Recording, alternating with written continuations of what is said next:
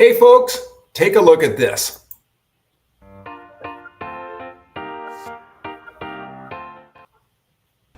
I don't want to go across the street.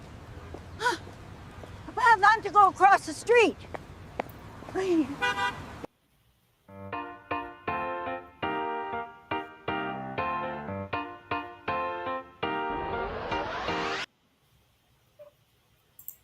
What was that? Well, it's a little something I added to the show. It's called Unclear on the Concept. So that's what you've been up to. How did you accomplish this? Well, I use Google's VEO3 with Flow. That's Google's actually little AI video generation application. And this was one of about 20 takes. There were all kinds of different looking characters generated in those 20 takes. And I picked this one because it primes our audience for what our special guest will be talking about. Oh, you know what? We should probably get this going. Welcome to The Professor is Live with Mark Salisbury, Professor of Computer Science at the University of St. Thomas. In each lively 25-minute episode, Mark and producer Rico Smart dive into topics shaping our world, featuring expert interviews and engaging live audience participation. Discover groundbreaking ideas for the future and timeless wisdom you can't afford to forget, all infused with humor and charm. Leave every episode feeling inspired, informed, and optimistic about what lies ahead. For more bragging about this show, go to theprofessorislive.com. And we're back. We're really back this time. And I'm Mark Salisbury. Welcome to The Professor is Live. And that guy in the corner is our producer, Rico. And today we're going to be taking on the question, can we become more selfless? This question comes from an article last fall in the Minnesota Star Tribune entitled, "Would you risk your life for a stranger?" The article focused on people that scientists say have an extraordinary altruism. We call these people heroes. They literally risk their lives to save someone else. Many times they save strangers. Over the last 121 years, 113 people from Minnesota have received the Carnegie Hero Fund Medal. The article covered 6 people who had won the Carnegie Medal in recent years, and they all have remarkable stories.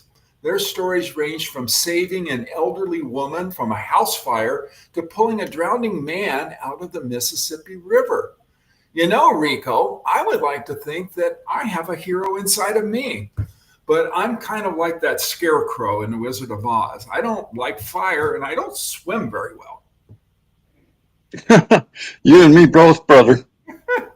So I wonder, Rico, if there's some small but meaningful ways we become more selfless, become hero material in our day-to-day lives. And to answer this question, I reached out to Foster Cole, psychologist, for some answers.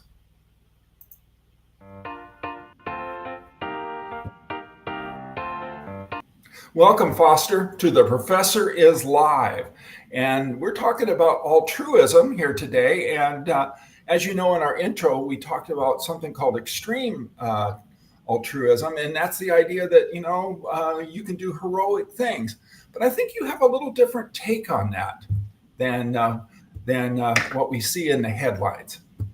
If we try to start out doing heroic things, most of us will never even start. It's just too overwhelming. So really, I prefer in my day-to-day life to focus more on everyday altruism, little things that we do for other people without expecting anything in return. Now, the irony is, though, by doing something and expecting nothing in return, we actually do gain a lot as well as give a lot. Yeah, and the great basketball coach, John Wooden, that was at UCLA and had 10 national championships, he wrote little books about his success. And one of them was that, to be able to truly give something to someone else without expecting anything in return. And so, and so where does that take that? Because I think this is me, we all want to be the hero. I keep thinking, if I drive by a burning building, it's like, there's my chance because I'm a hero and I'll just jump out. But I have the feeling that if I haven't been working on it very much, that I just might be one of the bystanders looking at that burning building and doing nothing. And so I think what you're talking about is somehow building us up so that we may never meet that moment, but we become a better person. Did I have that right? Yep. In a lot of ways, it's take and through small, good, kind acts throughout our day-to-day life, it's weaving a fabric so we can, in the long run, add up to just a lot of good for ourselves and other people and our community. Yeah. Yeah. And so what are some examples of just these small things we can do to kind of improve ourselves? Well, first of all, let me just say I really enjoy doing this in my day-to-day life. It's one of the high points of my week when I reach across and connect with people. So examples, when you sincerely feel it, let other people know what you notice and admire about them. It's really looking for the best in other people and letting them know that you see it in them. It works for cashiers at the grocery store, your family, your coworkers, and people who you really don't like. Now, that's the challenge. That's becoming a better person, right? Yeah, I think so. Also, volunteering, even if it's on a one-time basis. Yeah. We've all been helped out by somebody else volunteering and helping us out at some point in our lives. Also, reach across and offer to help somebody with a task that they're finding overwhelming or difficult. I've got a task coming up in my garden this fall that I was finding kind of confusing and overwhelming about how I was really going to pull this off. And I asked a neighbor to come down, sit down, talk with me about it for a little bit. How would he go about it? What are any thoughts he had? And boy, I'll tell you what, that really did me a lot of good and strengthened my connection with a neighbor. And finally, act like a water filter instead of a live wire. Live wire is when you get some negativity coming your way, live wire just passes it on through, and it might just amplify over time. But if we get negativity and we act more like a water filter, then we are leaving the negative situation better than it found us. And so what does that involve? Staying calm, being tolerant, skipping the blame, either outwardly or even in our own mind towards other people. And this is something I think our divided country really needs quite a bit. So everyday altruism isn't always me towards somebody else or vice versa. It can be in service of our community and community health as well. A couple other personal examples in my day-to-day life, just in the last week, shared some bread that I baked and vegetables that I grew. I put a spider outside my house rather than just smushing it on site.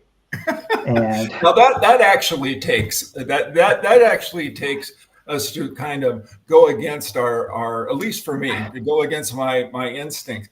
And I draw the line on spiders and moles. I will just take those moles out.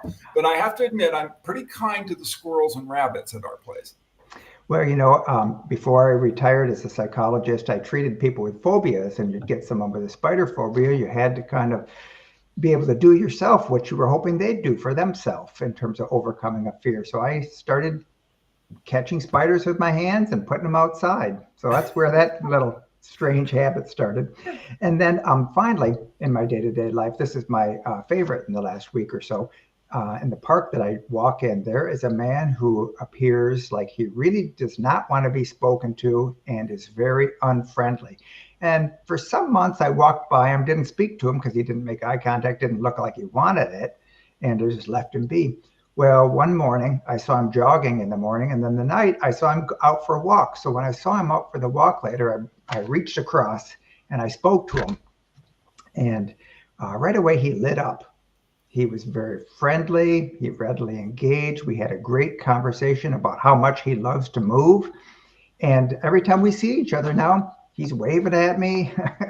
We smile. We have a nice talk. And boy, I'll tell you what, my community's better off now, even in a small way, for having the connection with this man.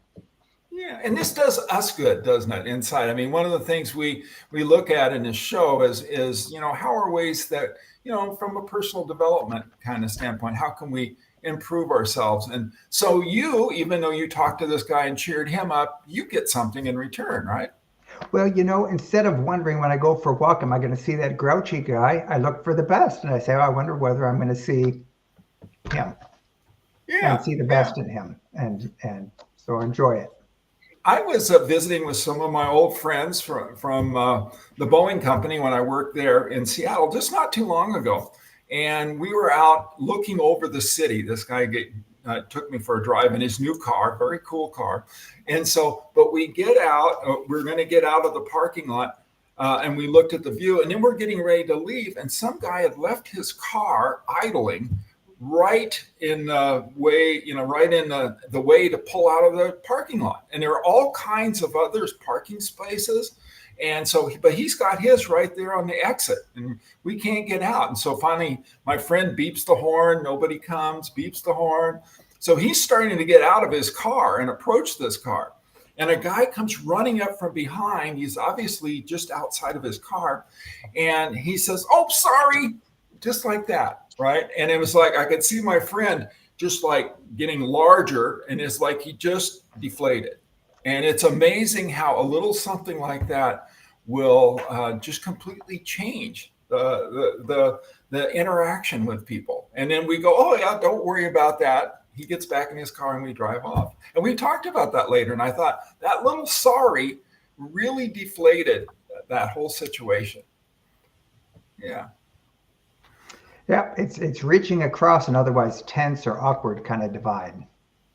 Yeah, yeah. And doesn't if we do it, so you're saying, if we put some discipline to this, that we actually try to do some of these things, these small, kind things on purpose, and over time, from your experience as a psychologist, doesn't that improve our attitude and how we interact with people? And we're not that grouchy guy anymore? It really does. I think everyday acts of kindness like this are actually a kind of superpower. By doing these kind of things, you get more connected with other people in your community, and you can have more feelings of well-being, gratitude, patience, tolerance, generosity, self-esteem. That's a lot. Yes. And the truth is, this world has a lot of need. And when we do something to make it a better place, everything and everybody is better. Yeah, and then getting back to, because this is all about me, Foster. This could help me become a better person if I were to focus on something and actually make it a discipline and look for them. And then I could maybe think about this a few weeks from now and go, I'm happier with me. In fact, I feel a little happier than I used to. We find what we look for in life. Whenever I get a new hobby or whatever, all of a sudden I'm seeing it all around me. I learned how to prune some trees a few years ago, and all of a sudden I noticed every tree that needed pruning. And so really we find what we look for. And when you look for good in other people and situations, you tend to find it. So one of the things that can help you really with any new habit developing, but including with the habit of looking for the best in the world and responding to it, is set really specific and attainable and time-bound goals. Like I'm going to tell a family member and a coworker what I appreciate about them this week. And tell somebody your goal of doing this. When you tell somebody you have a goal, I want to be a more positive person. I want to reach out and try to do more kind little things that I normally would overlook. You're more likely to follow through on it than if you just keep your hope to be a different person to yourself.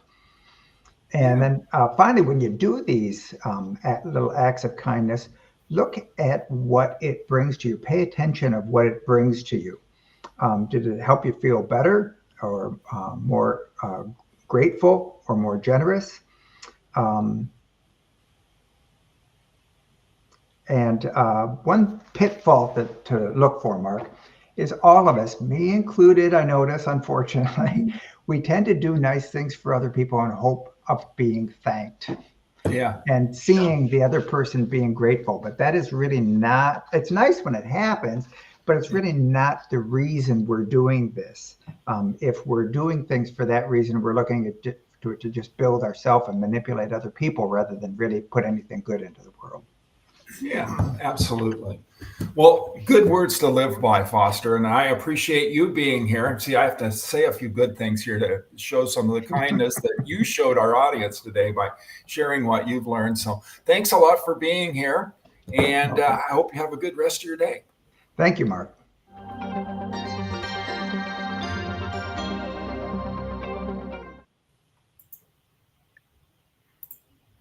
Well, that was inspiring. You know, Rico, I'm feeling more heroic already. In the Minnesota Star Tribune article, one of the heroes used a baseball bat on a dog that was brutally attacking a neighbor. Do you think you could do that? Well, maybe if it was a very small dog and I had a very big bat. And you dog lovers, don't send me any email over this, by the way. So let's back up a little bit and put into perspective what we've learned today. Becoming more altruistic isn't about flipping a switch, according to Foster Cole, our psychologist guest today. It's about changing the way you see others and gradually aligning your actions with your values. The more we practice altruism, the more natural it becomes, and the more likely you are to do something truly extraordinary when the moment calls for it.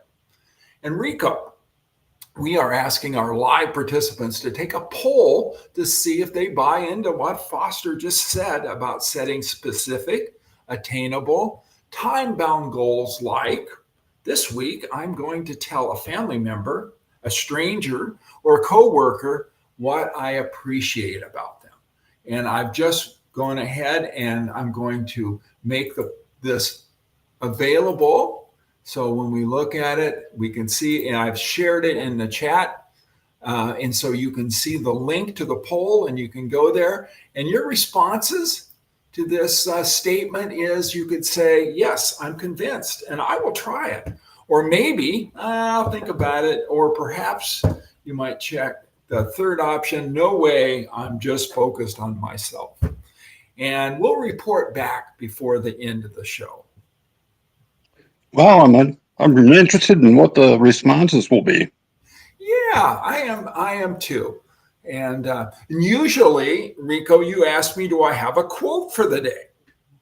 As I shall now, do you have a quote for today? Actually, I do. So here's the quote. Let us try to teach generosity and altruism because we are born selfish. Was that Fred Rogers? No, it wasn't. It was Richard Dawkins in The Selfish Game. Well, Rico, let's take a look at the results of this poll. And I will switch over there to see what we have. And I'm going to click on show results. And we don't have a lot of activity here. So we just don't. So we're going to have to kind of get our audience used to doing this in the future. But in the meantime, this brings us to the end of another great episode. And so you can catch up on past shows at theprofessorislive.com or on our YouTube channel or Spotify, and all with the same name. So they both have video and podcast versions of the show. And don't forget, we've got the podcast version on just about every platform too. Remember, folks, if you're watching live, to get the full experience that we are, I always like to think of that kind of as just making the sausage. Absolutely. Okay, we'll see you next time on The Professor is Live. The Professor is Live is hosted by Mark Salisbury, produced by Rico Smart. We go live on LinkedIn, then bring it straight to you as a podcast. Want the inside scoop on new episodes and the chance to bring The Professor is Live to your own event? Don't wait. Join The Professor is Live with Mark Salisbury Group on LinkedIn, or head to theprofessorislive.com today. While you're there, check out our executive coaching for the era of AI program. It's based on Mark's book, Leadership in the Era of AI. It will empower you to lead with more brains, more courage, and more heart, so you can cut through complexity, embrace change with confidence, and inspire the people around you. This isn't just about leadership at work. It's about transforming your life in the era of AI. Until next time, stay curious, stay optimistic, and keep leading with purpose. The Professor is live. With Mark Salisbury, copyright 2025.